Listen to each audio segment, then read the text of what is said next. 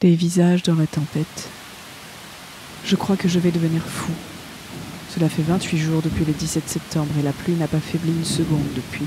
Elle tombe en nappe, descendant du ciel comme une cascade. Dehors, on a l'impression qu'on pourrait se noyer en marchant. Quand tout cela a commencé, je pense que personne n'y a prêté attention. Ce cauchemar n'était qu'une tempête hivernale comme les autres. Elle est partie d'un endroit assez étrange, dans l'Atlantique Nord, en face du golfe de Saint-Laurent, mais je ne suis pas sûre que cela ait eu une quelconque importance pour les personnes qui n'étaient pas météorologues ou océanographes. La tempête a commencé à prendre de l'ampleur très rapidement. Je ne sais pas si elle continue à grossir ou non, car la télévision n'est plus allumée depuis plus de 3 semaines, mais elle n'a pas bougé du tout. Les choses ont commencé à devenir plus bizarres lorsque le vent n'a pas réussi à faire bouger la tempête. Elle a continué à frapper la Nouvelle-Angleterre, s'étendant vers le sud le long de la côte, du Maine jusqu'à l'endroit où j'habitais, dans le comté de Nassau, juste à la périphérie de New York. Les prévisions météorologiques changeaient toutes les quelques minutes. Les prévisionnistes révisant leurs estimations, passant de l'annonce de faibles averses de neige à celle de quelques centimètres de neige, puis à celle d'un blizzard absolu sur toute la ville, où tout le monde devait rester à l'intérieur. Ma femme, Sarah, n'a pas pu tenir compte de cet avertissement. Elle devait aller travailler et je devais rester à la maison pour m'occuper de notre fille de 5 ans, Tania. Lorsque ma femme est sortie ce matin-là, je lui ai promis de veiller à la sécurité de Tania. En regardant Sarah sortir de l'allée dans sa voiture, j'étais loin de me douter que c'était la dernière fois que je la voyais. Au fur et à mesure que la journée avançait, le temps s'est dégradé. Les météorologues semblaient avoir raison puisqu'ils annonçaient l'une des pires tempêtes que New York ait connues depuis plus d'1 siècle. J'ai été étonnée de voir que l'électricité était restée allumée jusque tard dans la nuit, mais je ne m'en suis pas plaint. On ne sait jamais à quel point une panne d'électricité est grave tant qu'on n'en a pas vécu une avec un enfant de 5 ans qui est toujours terrifié par l'obscurité. Je ne peux pas dire que je n'ai plus peur du noir moi-même. La dernière fois que nous avons vu les joyeux et souriants prévisionnistes de la chaîne météo, ils disaient que la tempête s'était étendue au sud jusqu'au New Jersey et que nous pourrions recevoir 60 cm de neige pendant la nuit. Il était environ 18h23, je crois. Moins d'1 minute plus tard, la chaîne météo s'est interrompue et tous les programmes télévisés sont passés à l'alerte, demandant à tout le monde de quitter la ville de New York par le pont qu'ils pouvaient emprunter et d'éviter l'île de Manhattan. J'ai essayé de joindre l'entreprise où Sarah travaillait sur mon téléphone, mais les lignes étaient coupées. Je ne savais pas vraiment ce qui se passait, mais j'ai décidé d'écouter les journalistes de ma télévision et de faire sortir Tania de la ville. Je me suis demandé si je ne devais pas abandonner Sarah, qui travaillait à Manhattan, mais quand je suis sortie, j'ai réalisé que je ne pouvais pas prendre le risque d'aller là-bas. Au sud, à l'horizon, les nuages sombres de la nuit étaient peints en rouge par les flammes. La circulation était horrible, mais pas autant qu'on pourrait le croire. Beaucoup de gens hésitaient à partir. Ils semblaient tous en état de choc. J'ai conduit ma Cadillac sur les routes de Nassau et du Queens et j'ai vu beaucoup de gens debout au bord de la route, regardant l'ombre des flammes vaciller dans le ciel. Mais j'en ai rencontré beaucoup moins qui roulaient sur la route. Certains quittaient lentement la ville à pied et au fur et à mesure que le temps passait, les embouteillages s'aggravaient. Mais étonnamment, j'ai pu quitter New York avec Tania avant que la situation ne s'aggrave au point que je ne puisse plus conduire du tout. Je me souviens encore d'avoir regardé de l'autre côté du port sur la route reliant le Queens au continent et d'avoir vu l'île de Manhattan en train de brûler. Je pense que je n'oublierai jamais cela. Tania regardait fixement par la fenêtre, sans voix, et fatiguée aussi, je crois. Je ne sais pas exactement quelle heure il était, mais je pense qu'il était plus de 11 heures. Toute la nuit, j'ai roulé dans la campagne, essayant de capter une station de radio qui pourrait me dire ce qui se passait. Mais il n'y avait rien, sauf des nouvelles de l'évacuation obligatoire de New York. Il m'a semblé étrange de n'avoir vu que très peu de policiers et aucun militaire. Aujourd'hui, avec le recul, je me dis qu'ils étaient probablement tous ailleurs, ou morts. Le lendemain, les choses ont empiré. Le temps a commencé à se réchauffer et la neige s'est transformée en pluie. Les tas de neige au bord de la route fondaient et le revêtement était couvert d'eau et de boue. Les nuages sont devenus de plus en plus sombres au fil de la journée et nous avons rencontré de plus en plus de véhicules en provenance de toute la côte de la Nouvelle-Angleterre. L'ordre d'évacuation par radio a alors été diffusé à tous les habitants du Massachusetts, au sud du New Jersey. À la nuit tombée, il était difficile de distinguer le jour de la nuit. Tanya a commencé à me demander où était sa mère, et j'ai dû lui mentir en lui disant que Sarah allait bien. En fait, je me mentais aussi à moi-même. Je pensais qu'elle était peut-être quelque part sur l'autoroute en sécurité, dans son Altima argenté. Maintenant, je n'ai plus aucun doute sur le fait qu'elle était déjà morte. Nous avons finalement dû nous arrêter sur la route et dormir dans notre voiture.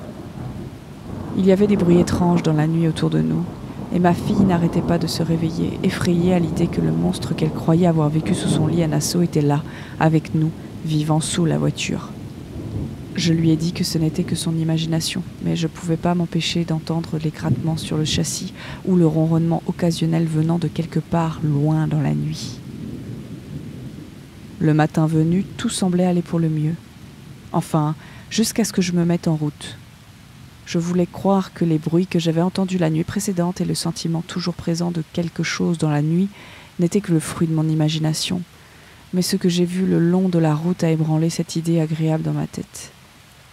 Partout, il y avait encore des voitures sur le bord de la route, leurs vitres brisées et leurs portières parfois arrachées de leurs gonds. Devant certaines d'entre elles, de profondes traînées s'enfonçaient dans la neige fondante jusqu'au lointain. Il était hors de question que je reste dans la voiture cette nuit-là. Au lieu de ça, j'ai choisi de trouver une maison le long de la route qui avait l'air vide et, je suis rentré par effraction. Pour être plus précis, j'ai frappé à la porte qui s'est ouverte d'elle-même en grinçant. Comme il n'y avait personne à l'intérieur, j'ai décidé que Tanya et moi pourrions y passer la nuit. La porte s'est bien refermée derrière nous et nous étions en sécurité.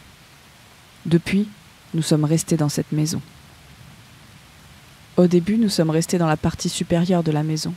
Mais au fur et à mesure que les nuits et les jours se confondaient, nous avons décidé que le sous-sol était probablement plus sûr. Juste à temps d'ailleurs. Peu après que nous soyons descendus au sous-sol, j'ai entendu quelque chose enfoncer la porte d'entrée et s'écraser dans la partie supérieure du bâtiment, renversant les tables et la télévision. Le temps passait lentement, s'éternisant.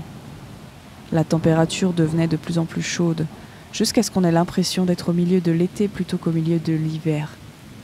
Puis une nuit, je crois, c'est impossible à dire, le monde autour de nous est devenu plus chaud que l'intérieur d'un four. Je ne peux pas dire que la température était inférieure à 70 degrés. Elle était presque littéralement brûlante. Un peu d'eau avait commencé à s'infiltrer dans le sous-sol par les fenêtres situées en haut des murs, et ma fille et moi avons essayé de ne pas nous en approcher parce qu'il faisait presque assez chaud pour bouillir. C'est cette nuit-là que j'ai vu quelque chose que j'aimerais vraiment ne plus voir. Ma fille s'est couchée tôt. Elle était fatiguée et, je pense, un peu malade. Pendant un petit moment, je l'ai laissée dormir seule et j'ai choisi de regarder par l'une des fenêtres fermées, là où l'eau ne coulait pas à flot. Au début, je n'ai rien vu autre que le noir absolu de la tempête. Puis, j'ai remarqué quelque chose dans la nuit. Quelques taches vertes luminescentes qui brillaient dans l'obscurité, provenant de quelque chose que je ne pouvais pas voir. Je les ai observées pendant un moment alors qu'elles rebondissaient dans l'obscurité sans profondeur, se déplaçant à une allure que je ne pouvais pas vraiment comprendre. Puis il y a eu quelques éclairs lumineux et j'ai réalisé que ce que je regardais était beaucoup plus grand que ce que j'aurais pu imaginer. Je ne sais pas exactement quelle était sa taille, mais je sais qu'elle devait être plus grande qu'une montagne. Ce n'était encore qu'une ombre au loin, mais elle avait suffisamment de forme pour que je sache que ce n'était pas normal, même dans la version alternative et tordue de la réalité qui accompagne la tempête. Je pouvais sentir la chaleur qui s'en dégageait et qui traversait la fenêtre, comme un feu ouvert à moins d'1 centimètre de mon visage. Dans son sillage, des flammes jaillissaient de la forêt du sud de New York et projetaient des traînées de fumée noire sur le ciel. Noir. Bientôt, la lumière de la brève explosion d'éclairs s'est éteinte, mais la lueur verte s'est maintenue. J'ai continué à regarder pendant un moment avant de retourner m'asseoir avec Tanya, ces images étant gravées à jamais dans mon esprit. Le matin est venu, le monde était un peu plus frais. Le lendemain et le surlendemain, la température a encore baissé, tout comme nos réserves de nourriture. Les propriétaires de la maison avaient quelques semaines de nourriture dans le sous-sol. Apparemment, il s'agissait d'agriculteurs qui avaient conservé les vieilles traditions de mise en conserve et de séchage de leurs propres produits. Cela nous a duré plus longtemps que ce que je pensais, mais maintenant que nous sommes sortis depuis un moment, je pense que Tania et moi allons repartir. Si la voiture fonctionne, nous la prendrons. Sinon, on trouvera une solution. Il y a de l'eau partout, et elle est profonde de plus de 30 cm sur le terrain plat ici. Le sol a atteint son poids de saturation il y a quelques semaines, et l'eau n'a pas eu le temps de s'écouler complètement.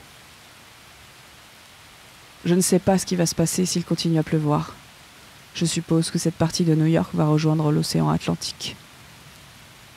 Je me dis que nous pourrons peut-être nous mettre à l'abri quelque part. Il doit bien y avoir un endroit que cette tempête n'a pas atteint. Je laisse cette note ici, au cas où quelqu'un la trouverait. Je veux juste qu'il y ait un vestige de Tania, Sarah et moi, passant par ce monde. Je ne veux pas que nous soyons juste 3 visages de plus dans la tempête.